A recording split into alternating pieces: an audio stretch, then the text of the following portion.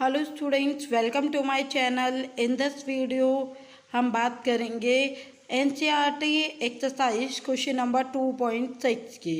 Now just read the statement first. 3 capacitor each of capacitance 9 picofarad are connected in series. A. What is the total capacitance of the combination? B.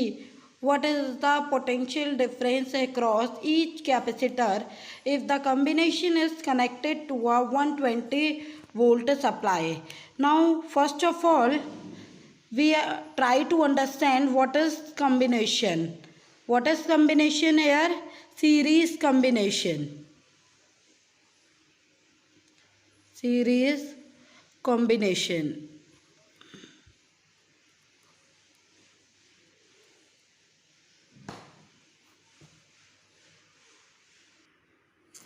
In series combination हम कैसे कहेंगे कि ये जो हमें 3 capacitors हैं वो series में कंबाइंड है। फर्स्ट ऑफ ऑल, जो फर्स्ट कैपेसिटर की हमें पता है कोई भी कैपेसिटर है उसकी 2 प्लेट्स होती हैं, ठीक है।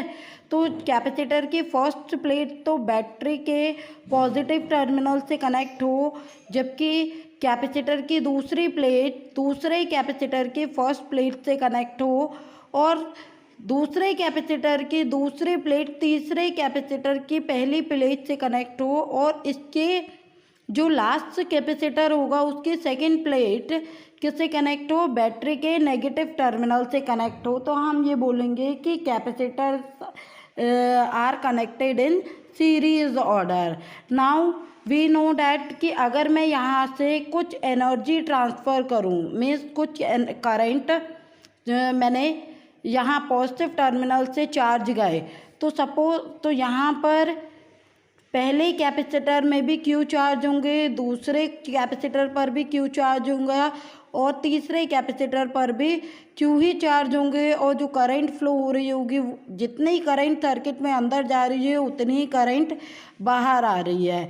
इसका मतलब हम इसको कुछ इस तरह से समझते हैं कि अगर मैंने 1000 चार्ज यहाँ पहले फर्स्ट कैपेसिटर को दिए, तो यहाँ पे 1000 चार्ज पहले स्टोर होंगे, उसके बाद मतलब यहाँ पर तो पॉजिटिव चार्ज आ जाएगा, अब यहाँ पर इंडक्शन के कारण नेगेटिव चार्ज आ जाएगा, फिर यहाँ पर क्या होगा? रिपल्सन होगा।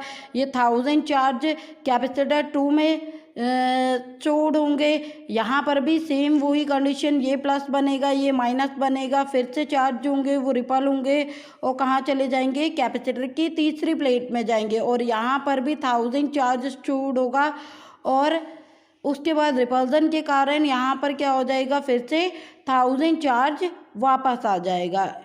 इट मीन्स चार्ज जो होगा वो क्या रहेगा? कंजर्व्ड रहता है। मतलब चार्ज क्यू जो है वो सब में क्या रहेगा? Remain same. चेंज किस में आएगा? पोटेंशियल में चेंज आएगा। अगर मैं इन तीनों कैपेसिटर्स के प्लेट को क्यू सी इक्विवेलेंट लूँ, तो सी इक्विवेलेंट में भी जो चार्ज होगा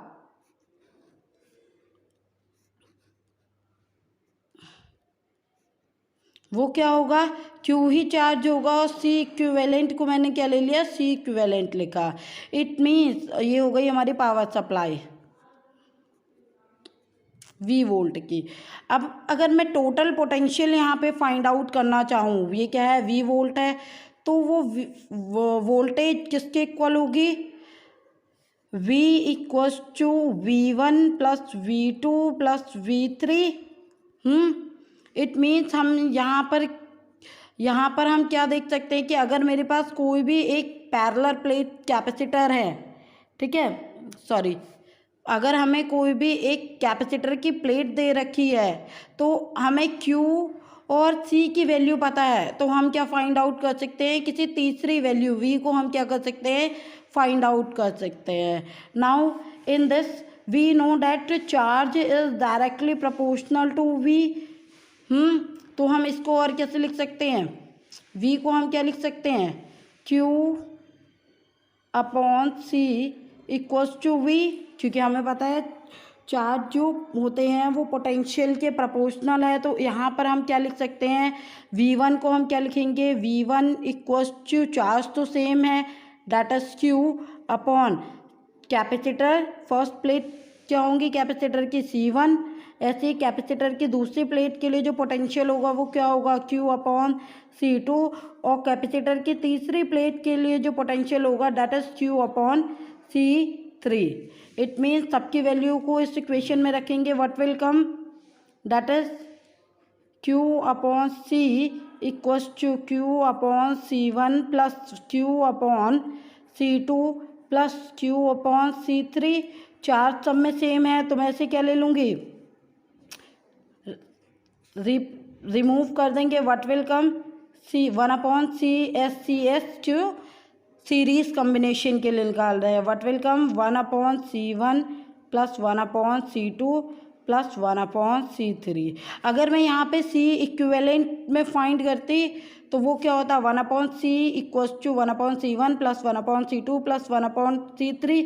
ये और क्या दिखा रहा है कि अगर मैं चार्ज निकालूँ Q तो वो किसके इक्वल होगा, C equivalent multiply by potential, इसके इक्वल होगा।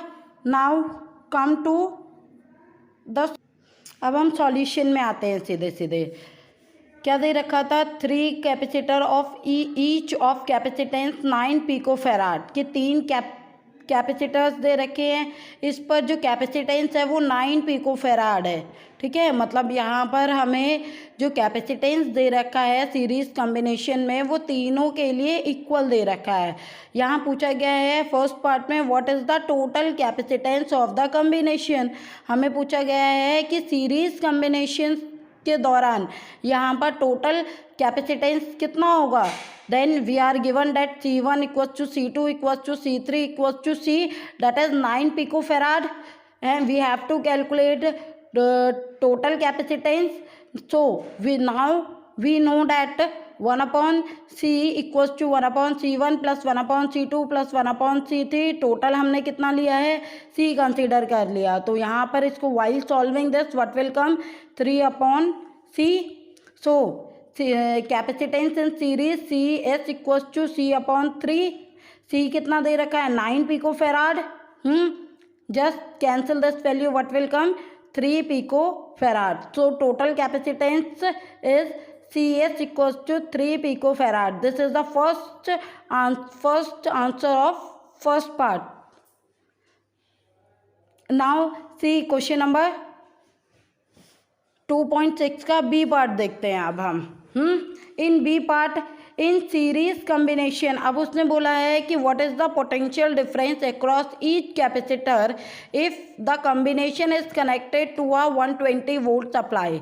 अगर इसी कॉम्बिनेशन को मैंने C इक्विवेलेंट ले लिया, जैसे अभी बताया था आपको कि यहाँ पर इनका जो टोटल होगा वो कितना होगा C इक्विवेलेंट। सो अब मैंने C इक्विवेलेंट तो हमने फाइंड आउट कर दिया, दैट इज 3 पिकोफैराड। अब इसको हमने कितने पावर सप्लाई के साथ जोड़ रखा है, 120 वोल्ट के साथ, ठीक है। तो we know that in series combination charge remain same. So charge stored हम कैसे निकालेंगे, C equivalent multiply by potential, हाँ V या फिर पावर सप्लाई कह लो, ठीक है। C इक्विवेलेंट कितना था, total capacitance that is 3 picofarad. We know 1 picofarad equals to 10 की power minus 7 farad, sorry 1 picofarad equals to 10 की power minus 12 farad. So putting this value in this equation, that is Q equals to 3 into 10 की power minus 12 into 120 volt. Just multiply this value. So total charge is Q equals to 36 into 10 की power minus 11 coulomb. Therefore the potential across each capacitor will be same.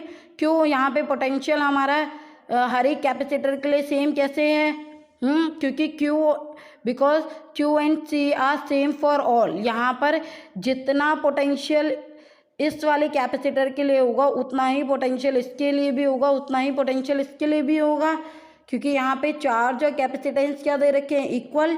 It means V1 equals to V2 equals to V3 equals to Q upon C।